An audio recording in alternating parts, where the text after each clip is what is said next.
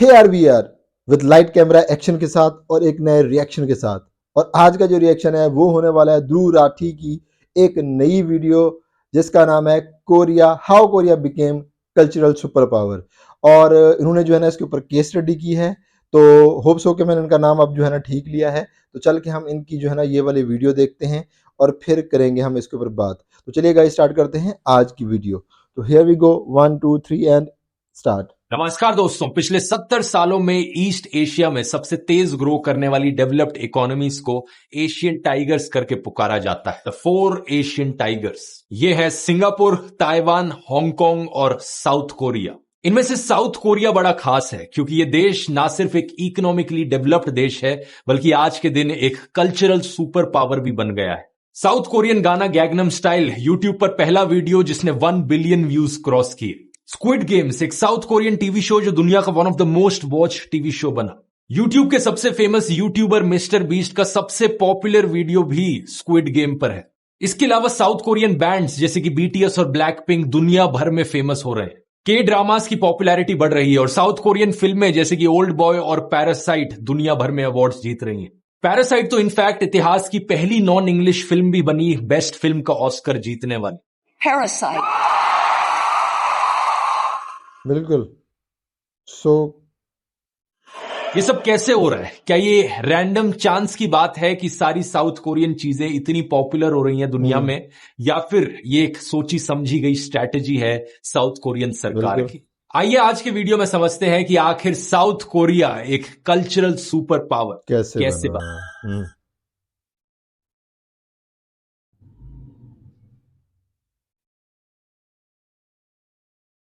अपनी कहानी की शुरुआत करते हैं 15 अगस्त साल 1945 से, वो दिन जिस दिन जापान ऑफिशियली सरेंडर कर देता है और वर्ल्ड वॉर 2 खत्म होती है।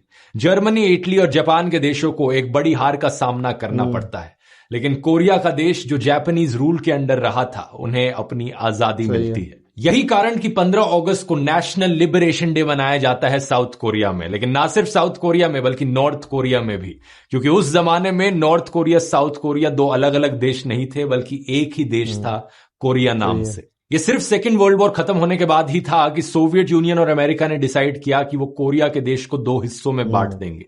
एक सदर्न कोरिया जो यूएस के कमांड के अंडर रहेगा और एक नॉर्दर्न कोरिया जो सोवियत कमांड में रहेगा।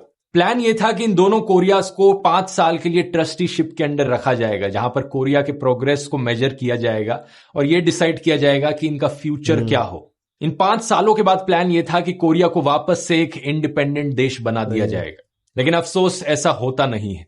अमेरिका और सोवियत यूनियन के बीच में टेंशंस बढ़ने लगती हैं और कोल्ड वॉर की शुरुआत हो जाती है। 1948 में यूनाइटेड नेशंस सुपरवाइज्ड इलेक्शंस करवाने की कोशिश करी जाती है नॉर्थ कोरिया में, लेकिन यह पॉसिबल हो नहीं पाता। लेकिन यूएस कंट्रोल्ड साउथ कोरिया में इलेक्शंस जरूर कंडक्ट हो जाती हैं और एक नया कॉन्स्टिट्यूशन बनाया जाता है। इसी के चलते 15 अगस्त साल 1948 को रिपब्लिक ऑफ कोरिया की स्थापना होती है, जो कि एक नया लिबरल डेमोक्रेटिक देश बनता है। Our General of the Army, Douglas MacArthur, and Mrs. MacArthur, to attend ceremonies formally proclaiming the end of United States military government in Korea and the formation of the free and independent Korean Republic. अगले महीने north Korea को भी एक communist देश घोषित कर दिया जाता है डिक्टेटरशिप के अंडर। 2 साल बाद साल 1950 में नॉर्थ कोरिया दोनों देशों को रीयूनिफाई करने की कोशिश करता है, किसी पीसफुल समझौते से नहीं बल्कि इन्वेजन करके साउथ कोरिया पर। इसकी वजह से एक जंग छिड़ जाती है, एक ऐसी जंग जो अगले 3 साल तक चलती है। इसे कोरियन वॉर कहा जाता है। In Korea, United Nations troops push on in the cautious advance against the communists.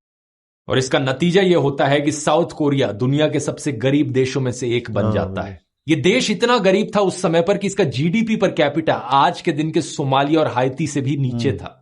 ये दोनों देश आज के दिन one of the most poorest countries हैं दुनिया की। इसी गरीबी की वजह से डेमोक्रेसी भी सफर करती है। साउथ कोरियन प्रेसिडेंट री सिंगमैन अथॉरिटेरियनिज्म का रास्ता अपना लेते हैं, कॉन्स्टिट्यूशन को अमेंड करते हैं।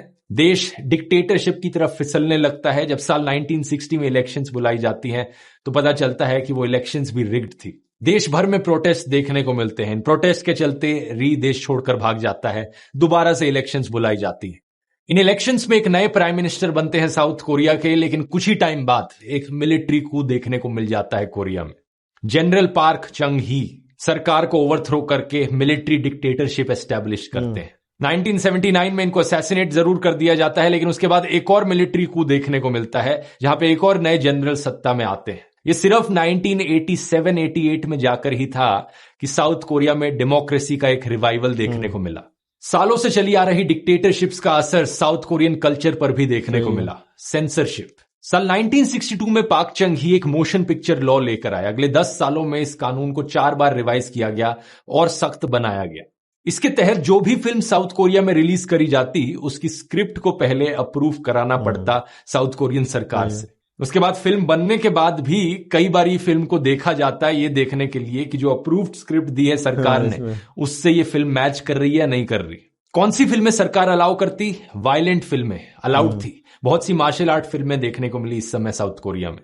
मेलोड्रामा फिल्में अलाउड थी। प्रोपेगेंडा फिल्में ऑब्वियसली अलाउड थी, सरकार उन्हें फाइनेंस करती थी। अश्लील फिल्में भी अलाउड थी, जिन्हें हॉस्टेस फिल्मों का नाम दिया जाने लगा, जिनमें अक्सर एक कैरेक्टर होता था जो प्रोस्टिट्यूट या बार गर्ल का रोल निभाता था।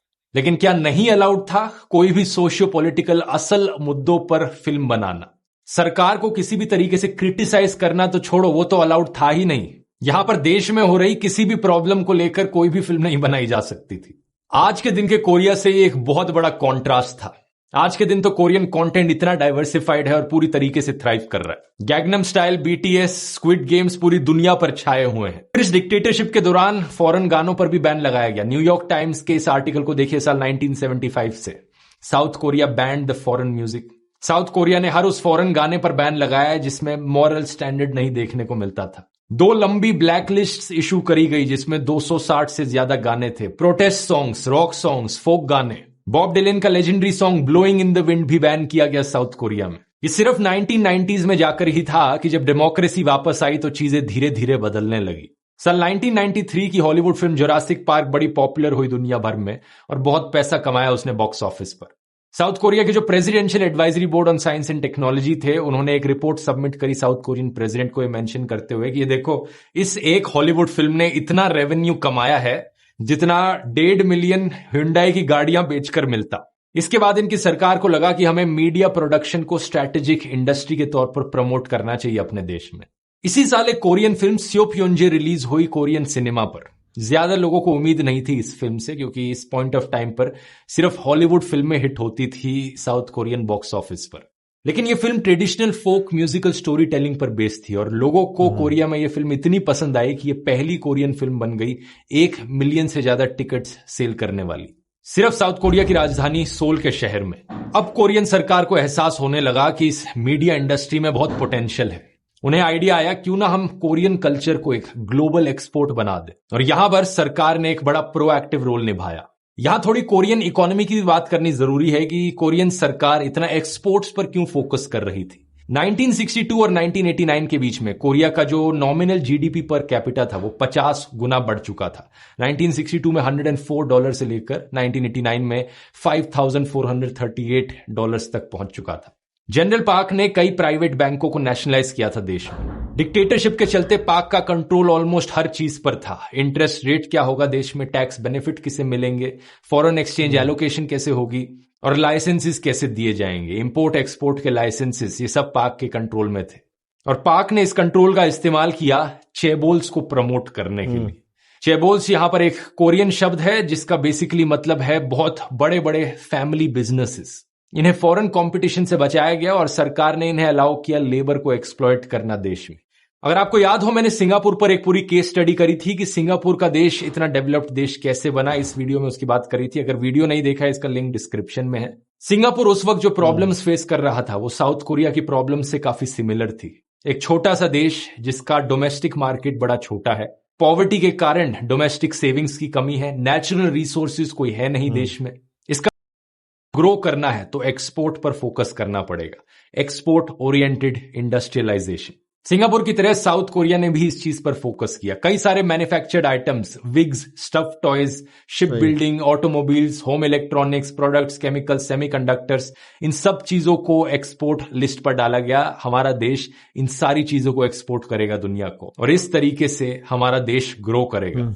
और एक्सपोर्ट करने की जब बात आई तो सरकार ने सोचा क्यों ना हम कोरियन कल्चर को भी एक्सपोर्ट करें। इसी रीजन से 1994 में कोरियन सरकार स्थापना करती है कल्चरल इंडस्ट्री ब्यूरो की। पुराने घिसे पिटे मोशन पिक्चर लॉ को हटाकर अब एक नया फिल्म प्रमोशन लॉ लाया जाता है 1996 में।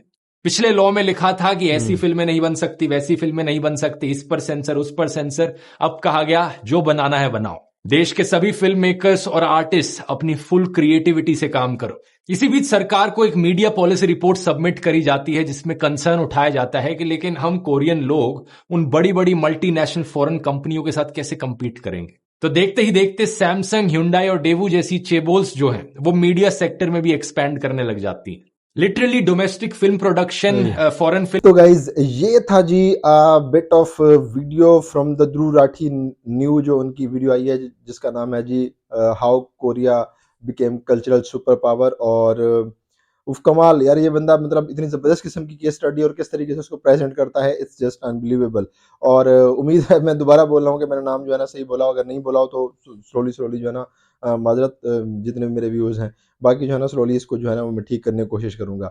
अगर हम इस वीडियो की बात करें तो मतलब बहुत ही ज़बरदस्त तरीके से और डिटेल में एक एक पॉइंट जो है ना किस तरीके से जो है ना जो साउथ कोरिया है, एक नो डाउट इस वक्त देखें कि आप वो जो है ना वो कल्चरल सुपर पावर बन चुका है। आप देख लें कि जिस तरह उन्होंने वीडियो में भी बताया कि जी आप स्क्विड गेम देख लें, आप गैंगनम स्टाइल, मतलब आप 2012 में आया था और गैंगनम स्टाइल एक रेज था, जिधर जाते थे गैंगनम स्टाइल, मतलब हॉलीवुड से लेकर बॉलीवुड हर हर बंदे ने, मतलब इवन के क्रिस गेल का बड़ा फेमस मूव हुआ था वो गैंगनम स्टाइल वाला। तो क्रिकेट की दुनिया मतलब हर जगह पे ये गाना जो कोई वो जो डांस मूव है वो हर तरफ हुआ था। के ड्रामाज आप देख लें, इतने हिट हैं, हर तरफ के ड्रामाज जो है ना वो छाए हुए हैं। और बीटीएस हो गया, और मतलब कि अब कोरिया जो है ना मतलब कि वाकई में इस तरह की, जिस तरह पहले हम जो है ना हॉलीवुड की तरफ देख रहे होते थे, अब कंटेंट की बारी आए तो कोरिया की तरफ देख रहे होते हैं कि इनका जो है कंटेंट बहुत ज़बरदस्त किस्म का होगा। और उन्होंने मतलब बहुत ही डिटेल में बारीक बीनी के साथ सारी चीज़ें ज़बरदस्त तरीके से बताई हैं कि किस तरीके से जो उनके प्रेसिडेंट थे उन्होंने आके फिर इस चीज़ को ना ख़त्म किया। और एंड में उन्होंने जो समराइज़ किया, चेबोल का भी ज़िक्र किया कि क्या चीज़ होती है चेबोल के, एक मतलब फैमिली ओन्ड बिज़नेस, और यही मसला जो है ना पाकिस्तान में भी है। तो एंड में उन्होंने बड़े ज़बरदस्त तरीके से समराइज़ किया कि ये चीज़ें जो है ना कोरिया ने ख़त्म की, तो इस वक्त जो है ना वो इतना आ गया। इंडिया इतनी बड़ी साउथ है, इतनी बड़ी इकॉनमी है, इतनी बड़ी इन टर्म्स ऑफ क्या कह सकते हैं उसको, आबादी, इतना बड़ा मुल्क है, तो उनकी इंडस्ट्री को भी इतना बड़ा बढ़ावा मिल सकता है। हो रही है with the passage of time, लेकिन उतना रैपिडली नहीं हो रही जितना होना चाहिए था।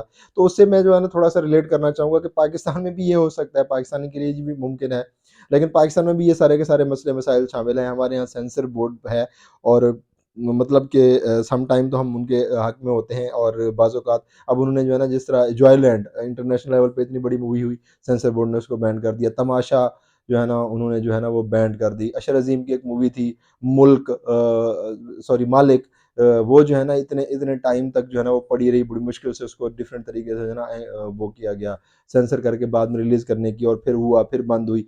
तो मतलब इस तरीके से ये सारी चीज़ें चलती रहती हैं। हमारे यहाँ कल्चर, एक टाइम था जब हमारी मूवीज़ भी बहुत ज़बरदस्त हुआ करती थी, फिर गंडासा कल्चर आया पंजाबी फ़िल्मों में, उसने सत्यानाश करके रख दिया। अब हमारे देखें ड्रामे हमारे हैं जिसमें सेंसर बोर्ड का इतना ज़्यादा रोल प्ले नहीं होता, हमारे ड्रामे अच्छे खासे फेमस भी हैं, पॉपुलर हैं, लेकिन हमारी फिल्म इंडस्ट्री जुबू हाली का शिकार है। तो इसके ऊपर काम किया जा सकता है। हमारे यहाँ जो चेबोल वाला का उधर सिस्टम था वो इधर भी है, 2-4 जो है ना फैमिली ओन्ड बिज़नेसेस हैं, और उन्होंने हर एक को हाईजैक किया हुआ है, नई चीज़ों को जो है ना आगे आने ही नहीं देते। तो ये हमारे यहाँ प्रॉब्लम है। तो ध्रुव ने बड़ी ज़बरदस्त किस्म की केस स्टडी की है, उनको डबल थंब अप, ऑलवेज़ बोलता हूँ, ही इज़ फैंटास्टिक। उनकी जो रिसर्च है वो भी ज़बरदस्त होती है। हमारा जो रिव्यू था, मतलब मैंने इसको शॉर्ट रखा था, एज़ 10 मिनट की इस दफ़ा वीडियो की है, क्योंकि बड़ी करें तो बहुत ज़्यादा लंबी हो जाती है। तो हमारा रिव्यू जो है ना वो इस वीडियो तक इतना ही। उम्मीद है आप लोगों को पसंद हो गया, जो गलती कोताही हो गई उसके लिए माज़रत। तो टिल देन हमारी नेक्स्ट वीडियो, अपना बहुत सा ख्याल रखिएगा। Take care friends.